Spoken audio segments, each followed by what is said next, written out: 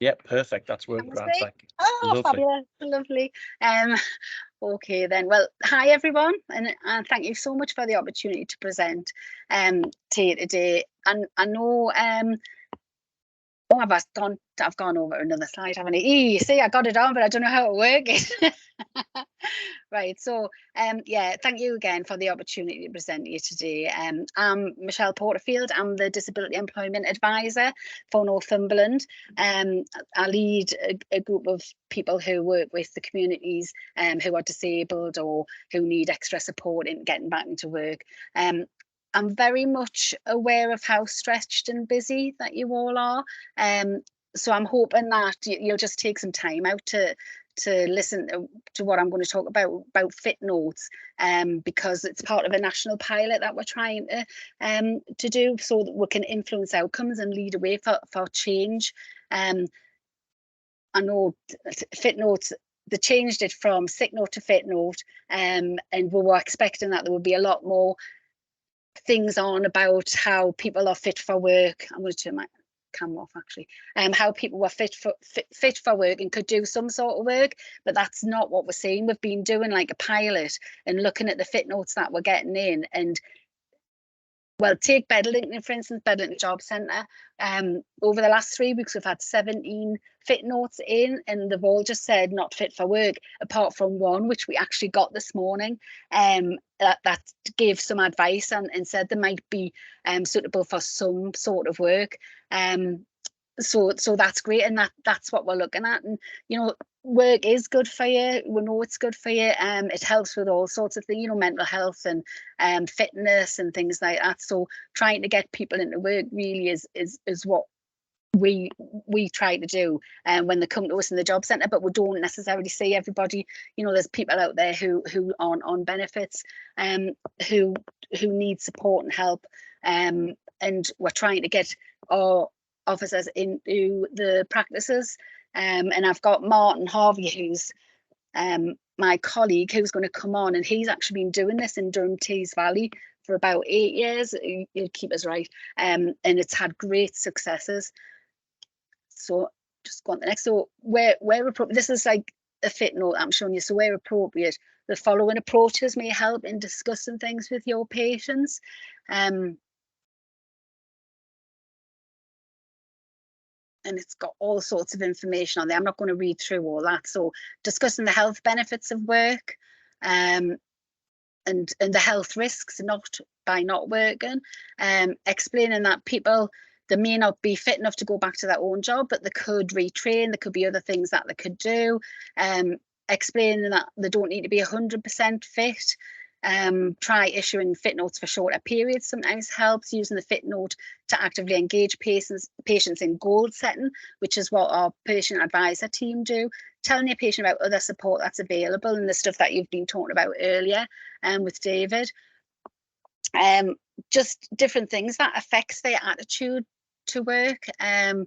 Advice, you know, I know that you're really busy, and you know, a lot of the time what your patients are telling you is that they're not fit for work. So, you know, you do issue another fit note, but sometimes we need to look like underlying and see what else is happening with them, because it might be that, you know, they don't want to go back to work for some other reason other than their health. And that's where, again, our patient advisor service can engage with that employer and work with them to see what the underlying causes are, and with the patient as well.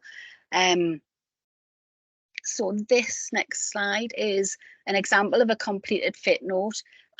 Again, I'm not going to go through everything. I know we're pushed for time, and I hope Michael can get these slides out to you as well, so you'll be able to see better and read them. But it's got sort of examples of stuff that you can put in the comments box, focusing on what the patient can do, what they can't. You don't even have to refer to their current job. It could just be, you know, anything that they can do within their health issue. So if we come across something like that and we think, right, they're never going to be able to return to the job that they've got at the moment, we're trying to retain people in work as well as get people into work. So we would look at maybe retraining them, and focus on what they can do without like pain or any upset. So we've got loads of different examples on this slide. I'm not going to go through all of these. You'll be able to read them later, but these are examples of things that are put on the fit notes. This is like a whistle stop tour, right? This is actually a case study as well. So you'll have come across this scenario many times of somebody who is frightened to go back to work because they don't think they'll be supported by their employer. So they're saying they're not ready to go back to work. And actually what happened in this study was we got in touch with the employer and negotiated some reasonable adjustments. We asked the person to go in and talk to their employer, and you know, it was put in place, and this person was able to get back to work much sooner. And the last 5, that's Dr. Laura Shentob, who works for the NHS. She's got like a blog, and she's put some stuff in there about her findings about med-certs. You know, they say once off sick for 4 weeks, 1 in 5 people never return to work, and once off sick for 6 months, only 1 in 5 will ever return to work. It's quite scary. I don't know if any of you saw the Chronicle, but there was an article in the Chronicle yesterday, I think it was, and it was about Northumberland, and it was about inactivity, and that they were saying that in Northumberland there's like generations of people who haven't worked, and that they're all just they're sick and they don't sort of do any work. And this data showed that there were 46,700 working age people who were economically inactive in Northumberland, which is scary. And I've been part of the Levelling Up agenda for Blythe. There's getting money put into Blythe for that. So I've been part of that and trying to figure out ways that we could support the GPs and the practices, and you know, just the community, to try and get people thinking different about, yeah, they might not be able to go back to what they did, or they might not be able to do as much as they did, but there might be something that they can do, and just trying to work on that and try to influence it. But I've got a little video, so if you don't mind, I'm going to stop sharing. I'm going to the presentation. I'm going to share my screen. It's only 2 minutes, but it'll introduce you to Martin, who's going to come on later, and the work that he's been doing with the GPs in Durham. Just bear with me, I'll put it on, and then you can ask us any questions. Can you hear the sound? No, nothing at all. What you might need to do is if you click on, I think it's on settings, and sorry, hang on. I mean, I've got it here. Do you want me to see if I can run it from my end, see if that works? I said run sound, it normally works, but I wonder if it's because it's not my meeting, so it's not letting us. Yeah, it might be that. Okay, give me 2 seconds, all. Thank you. At all, so it will be included in my fee. I'm guessing you can see that okay. Hello, my name is Andrew Morton. I'm a GP partner here at Northern Medical Centre. We've got 17,000 patients, 10 partners, which comprises full-time and part-time, nurse practitioners, registrars and clinical pharmacists. My name is Martin Harvey. I work in Durham Tees Valley and I'm a work coach based in GP surgeries. Martin is our patient advisor. He works within the practice, and this is a great advantage to us as the partners, but also for patients as well. He's part of our team, so we speak to him on a daily basis. He tells us what his needs are, we can feed back to him.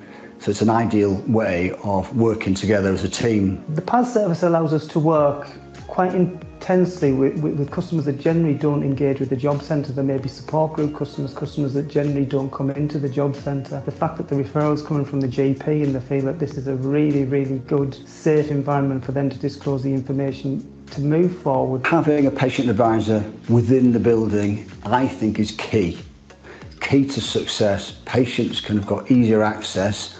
Their job centres sometimes are bus rides away, whereas patients live within the practice boundary. It's easier to get in. We do have 2 target groups that we do aim to support. It's those long-term benefit customers or those patients that regularly attend the GP surgery without making any signs of progression. Whilst the patient is accessing the PAS service, we in effect become that patient's provision.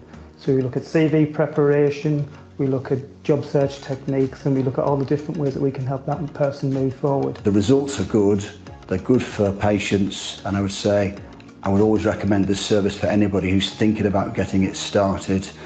We've had a great success rate, and I hope that this can be rolled out to many other platforms. I've worked with Andrew for nearly 13 years. I think it epitomises how the PAS role can bring the two roles together, both health and work, all of which results in a better service for the patient, both from the DWP and from the GP surgery.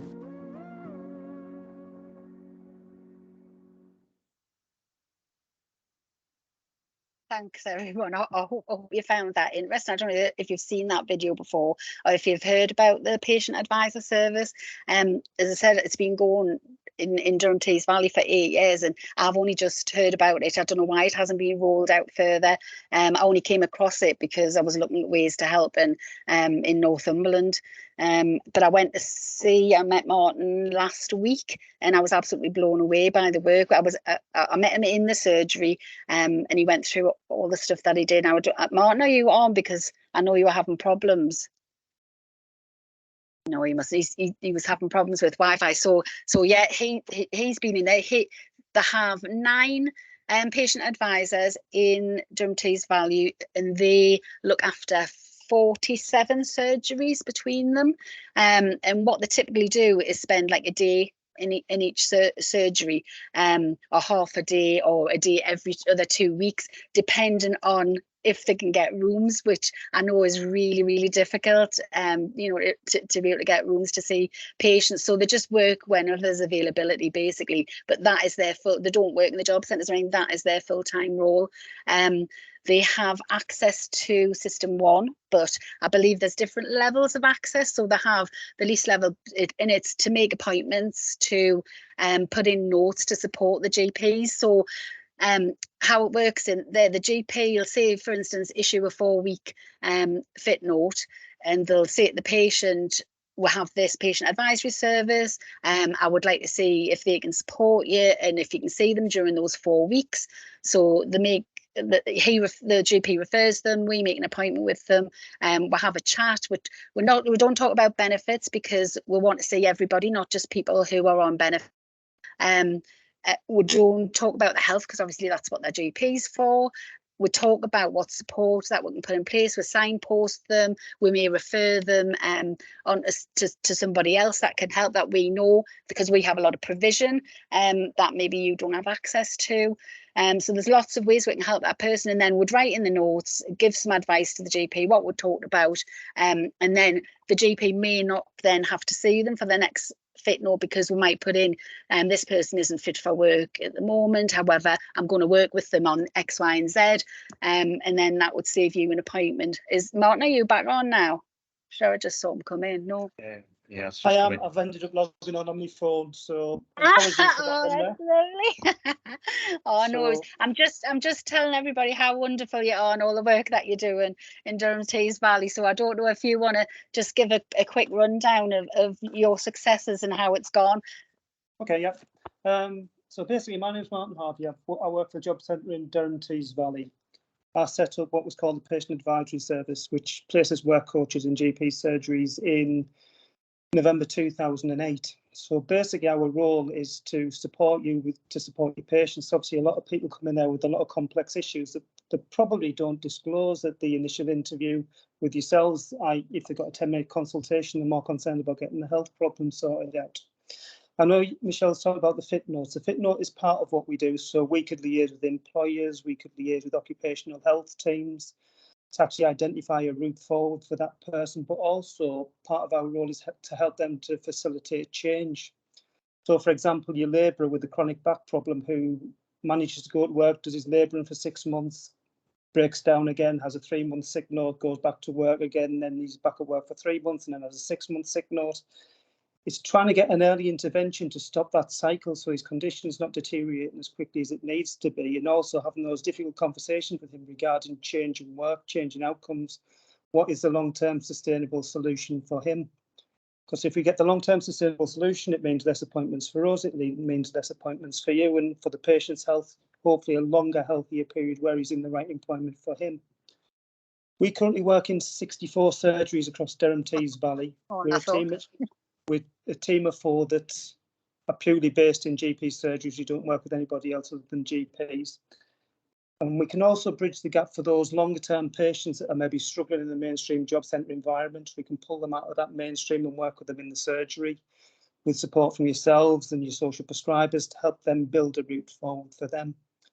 Everything that we're about is helping that patient take control and identifying routes forward, no matter how far or how quickly they can do that. The support's there for as long as you need them. Since the programme started, we've conducted just under 41,000 interviews, and we've got 1,684 people back into work, of which 1,400 of them are still in work after 2 years. Now, it may be that we've transitioned them into other employment, or we've used the maybe fit for work note to help them go back to their employer on amended duties, whilst we still work with them to look to see what the long-term solution is with them. So facilitating career change, getting people to look at different paths to hopefully save on your appointments, your medication costs, and everything else related to that person, ideally moving them forward. Our model's currently being rolled out in 15 other districts across the country, and we're supporting that. We have evidence of that project. Of course, we're working with Imperial College in London at the moment to do an evaluation of the work that we do. One of the things that we are trialling now through the PAS services in Durham Tees Valley alone at the moment, we've got access to occupational health support as well. So for maybe those patients that are in small and medium employees that haven't got access to occupational health support, we can make a referral into that, which is provided by an NHS provider at the moment, and hopefully that will be rolled out as we move further forward down the line. I would love to say we do something magical in the surgery. It's not, it's a progression work focused interview that we do. But from our point of view, it's the environment's key to us. The fact that the referrals have come from the GPs, again, takes away a lot of the barriers for the patients, because they know that the GP won't refer something into them that's necessarily bad for them, and it's all about helping them progress. And if we do our job right, we'll definitely save you time, and we'll definitely move your patients forward. And it's all about helping people take control of the situation, helping them identify what real progression is for them. Now, some of the people we work with, work may never be an option, but if we can get that person socially engaged, or they may be doing some voluntary work, or accessing some courses in a local community centre or what have you, that for their health is better moving forward, obviously. It is a voluntary service. It has no impact on the benefits. We don't put anything on the job centre systems. It's up to the patient to do that. And if they want us to intervene with a work coach, we can. It's all about giving that patient control and early intervention. So I think as a job centre, particularly if somebody's got an employer where they get paid for 6 months, it could be that they're on the sick for 6 months, you have no occupational health support, they're not seen by anybody. By the time they make a job centre claim, the 26, 27 weeks down the line, where we're not actually dealing with the problem, we're dealing with the problems of the situation. So the social isolation, the financial problems, the lack of the friendship groups breaking up, and actually confidence. Because I think regardless of what's on the fit note, I would say 90% of the people that we work with, it's lack of confidence, self-esteem, and mild to moderate mental health conditions. Because obviously somebody's got a bad back, it may be then we just need to get occupational health and access to work involved early, to have a workplace assessment done and help to get them some new equipment to make the job easier, or get the support in earlier to move them into a new role. I know it's a very, very quick whistle stop of a presentation that normally lasts 2 hours, but that's basically what we do. That was great, Martin. Appreciate it. No, thank you so much. You guys, I'm obviously a little bit pressed for time now, but I don't know if there's anybody got any questions. Want to raise a hand, or are you just thinking, oh, I've got my clinic starting in 2 minutes? Chris, thanks. Hello, thanks for that. It's really useful. I remember getting on a little bit now, but I remember when I was a GP registrar 25 years ago, and FitNote